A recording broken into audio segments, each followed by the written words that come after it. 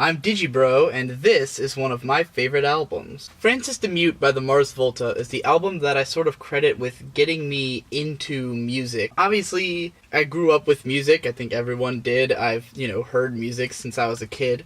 My parents mostly played rock channels growing up. We had, all the modern, contemporary, whatever, rock stations, the stuff where it was, playing Nirvana and all that 90s grunge stuff on the radio all the time. And I got into bands like pretty much anything that was upbeat, easy to listen to. I liked Green Day, and Linkin Park was my favorite band for quite a while when I was a kid. So I just had the sort of normal, average music I liked. I didn't really get into music in a big way for a long time. This album pretty much changed that. This came out, I believe, in 2003 or 4? Maybe 2004? And it was interesting because my mom got into it. She heard The Widow on the radio and she really liked that song, and then she saw the music video for it and she just thought it was such a trip. And it is. If you watch the video, it is a fucking trip. She thought it was super cool, and me and her saw it on TV one morning. She was like, "Oh, this is the video I was telling you about." And we heard it and we were just like, "What is this? The song is weird and chilling and creepy, and the video was obscure and strange." And I would have been about not even 14, I'm gonna say 14. I was 14 when I first heard that song, and I was like, man, this is interesting. I'd never quite heard anything like it. But what really got me into this album after my mom bought it was the song Elvia, which is track 3. That one is more just this hard-hitting, intense, it cuts in like just it's these hard-hitting, crazy guitar solos and shit, and just shredding, high-pitched, insane-sounding vocals in Spanish and stuff. It's a blast. So Elvia pretty much got me into this album in a big way. But it's interesting, because when my mom bought this, she didn't know what to expect. That this was going to be the weirdest fucking thing that either of us had ever heard. This album is 5 tracks, the first of which, Cygnus Visman Cygnus, is 12 and a half minutes long, I think. That actually, to me, currently, I would say is the weakest song on the album. I wouldn't have felt that way years ago when I really got into it. But, it's like 12 minutes, and it starts off pretty intense, and it stays weird and creepy and strange right through the end. 12 minutes of just intense strangeness, with parts that are catchy and groovy, and parts that are just like noises and weirdness, and it gives you a great idea of what you're getting yourself into when you listen to the rest of this album. The Widow is the only track that's like a normal length on here. It's 5 minutes long, and the first 3 minutes are the radio single, because the last 2 minutes is just this insane organ solo that's just like for like 2 minutes. Understandable that a lot of people skipped that. It is probably the most jarring, ear-splitting part of the album. I don't mind it, but it's not exactly listenable per se. Nonetheless, I think the part of The Widow that actually has vocals and everything is a great song. I don't mind the extra organ solos and stuff, so altogether I love that song. The first track, Cygnus Visman Cygnus, is emblematic of the rest of it. Elvia is about 13 minutes long. Miranda, That Ghost Just Isn't Holy Anymore, is 14 minutes. And then Cassandra, Gemini, the big 5th track, which is split into 8 parts on the album, because apparently if it wasn't, this would have been considered an EP, because it only had 5 songs, which would make it probably the longest EP I've ever heard of. The album's like an hour and 18 minutes or something, so it's very fucking long. Yeah, Cassandra Gemini is 32 minutes on its own. And that's a lot. So yeah, this was weird. There's parts in this where there's just like minutes of birds chirping. It just like goes into these crazy, strange segments.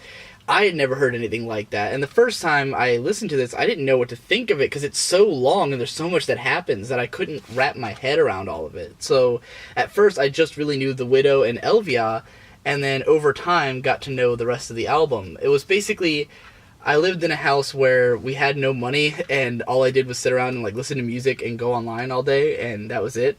So I had a lot of time to get acquainted with this album in a more in-depth way. And it was my first exposure to really out there, different music, you know? Between this and Gorillaz, I believe Demon Days is another album I was big into at the time, I started asking for more music that was, I was asking people for recommendations of music that had a lot going on, that was complex. The word I use now is density, which I didn't know back then, but I really enjoy dense music, and this has colored my taste forever. When we go through the rest of this top 50 plus albums list that I'm going to do videos for, density will be a big deal across the whole thing. So this pretty much began that. It is uber dense. There's always a lot happening on this album. You know, there's guitar screeching, wailing vocals, keyboards, layers and layers and layers of keyboards, violins, saxophones. Everything is in this album. All of it layered over each other and playing these incredibly complex songs. It's actually less dense than some of their later outings. On something like Bedlam and Goliath, their fourth album, all of the elements are there, but they're all sort of pushed onto one space, like a normal song structure, but with a lot of weird shit happening in that song. Whereas this is more spread out. It has room to breathe. There are these segments of like birds chirping for 2 minutes and these big long solos and weird bits. So it definitely allows itself time for everything to feel more fleshed out than I think it is on their later albums, and that's something I appreciate a lot. It's why I still hold this as one of the best Mars Volta albums, and I don't prefer their newer stuff. Moving along with the sort of track by track I was doing, after Cygnus, Visman Cygnus, The Widow, Elvia, as I mentioned, is very intense. It keeps up, it sort of switches between these very brutal, crushing parts, and then these like sort of, it kind of crashes and goes like, black milk fell off every mountain. And so when it goes into those like groovier segments, it's still creepy, even though it's got this sort of like sexual, dancey sort of thing, like salsa going on, still really creepy vibe going on. So it's always intense, it's always dark and mysterious. Then you go into Miranda, that ghost just isn't holy anymore. The first 4 minutes of this are mostly, this is where you have the bird chirping segment and then these weird, airy, mysterious noises, and then it like explodes in, but not with the intensity that other songs explode with. Like, you know, Elvia explodes with that, but with Miranda, it's this big, spacious, epic, cinematic is definitely the word I would use. It feels like an Ennio Morricone soundtrack or something, and it just cuts in with this, I can't do it, I can't sing in key, but, you know, it's great. It's got this western vibe, this very seedy, dark vibe. It's spacious but creepy, you know, just, I've always wanted to eat glass with you again. That song goes for about 4 or 5 minutes of that sort of structure where it's just creepy, sort of slow grinding experience, and then it goes into more airy, weird, sparse stuff. But it's really great. I love that track a lot. I didn't like it as much growing up with this album because it was the slow song, you know, and I wanted all this fast, blistering, intense stuff, but now looking back on it, I really love that track. And then, of course, Cassandra Gemini, where shit just goes 32 minutes. Everything that could possibly happen in a song happens in the course of Cassandra Gemini. I mean, it's fucking ridiculous. It's just constant changes, you know, it's just evolving the whole time. And it's crazy because there's stuff that does recur across the track. There are choruses that keep coming back 10 minutes later, you know, bits that keep everything feeling cohesive. So it does still feel, even though it's 32 minutes long, it feels like one song. It does not feel like just a kitchen sink where they threw in everything, or like 5 songs combined.